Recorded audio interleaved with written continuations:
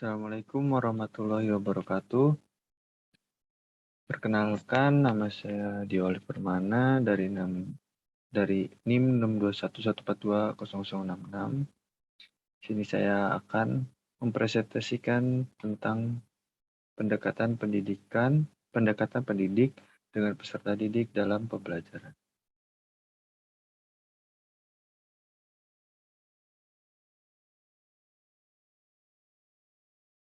Apa itu pendidikan? Ya, ketika kita membahas tentang pembelajaran, pastinya kita tertuju pada pendidikan. Pendidikan pada dasarnya adalah upaya untuk membantu peserta didik agar dapat mengembangkan seluruh potensi yang dimilikinya menjadi manusia yang mempunyai kecakapan utuh, sehingga dengan kecakapannya tersebut ia dapat dengan baik menjalani dan menghadapi segala persoalan kehidupan. Nah, kemudian yaitu ada 3 ranah dalam proses pembelajaran. Yang pertama adalah sikap atau attitude. Ranah sikap atau attitude ini mengaitkan materi ajar agar peserta didik mengetahui tentang mengapa. Mengapa di sini? Mengapa sih kita harus berbuat baik? Mengapa sih kita harus melakukan hal ini? Seperti itu dan yang lainnya. Kedua ada ranah keterampilan atau skill. Ranah keterampilan atau skill mengaitkan materi ajar agar peserta didik mengetahui tentang bagaimana. Karena kita membahas tentang skill, itu keterampilan, ya bagaimana sih caranya dribble dalam permainan bola basket.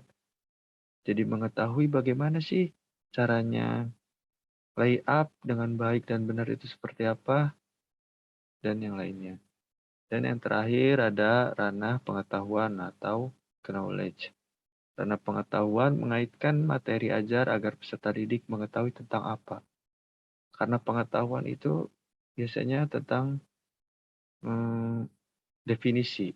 Apa sih pengertian dari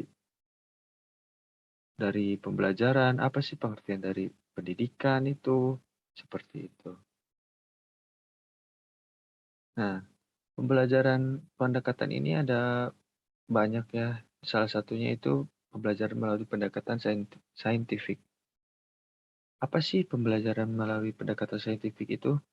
Pembelajaran melalui pendekatan saintifik adalah proses pembelajaran yang dirancang sedemikian rupa agar peserta didik secara aktif mengonstruksi konsep, hukum, atau prinsip melalui tahapan-tahapan mengamati, tentunya untuk mengidentifikasi atau menemukan masalah, merumuskan masalah, mengajukan atau merumuskan hipotesis, mengumpulkan data dengan berbagai teknik, menganalisis data, menarik kesimpulan, dan mengomunikasikan konsep, hukum, atau prinsip yang ditemukan.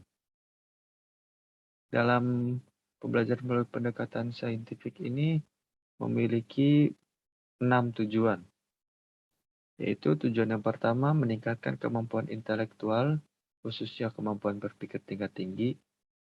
Yang kedua, untuk membentuk kemampuan siswa dalam menyelesaikan suatu masalah secara sistematik. Yang ketiga, terciptanya kondisi pembelajaran di mana siswa merasa bahwa belajar itu merupakan suatu kebutuhan. Yang keempat, diperolehnya hasil belajar yang tinggi. Yang kelima, untuk melatih siswa dalam mengomunikasikan ide-ide, khususnya dalam menulis artikel ilmiah. Dan yang terakhir, untuk mengembangkan karakter siswa. Tentunya pembelajaran melalui pendekatan saintifik ini sangat banyak sekali manfaatnya ya. Dan manfaatnya itu sangat bagus.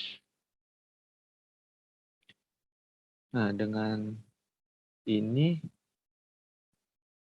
dapat diambil kesimpulan bahwa pendekatan pendidik dengan peserta didik dalam proses pembelajaran sangatlah penting. Karena ketika peserta didik merasa dekat dengan pendidik, maka mereka tidak akan malu ketika bertanya dan mereka merasa dirinya dihargai dan diperhatikan oleh pendidik. Menurut saya, pendekatan pendidik atau guru di sini dengan peserta didik, yaitu murid, dalam proses pembelajaran memang sangatlah dibutuhkan.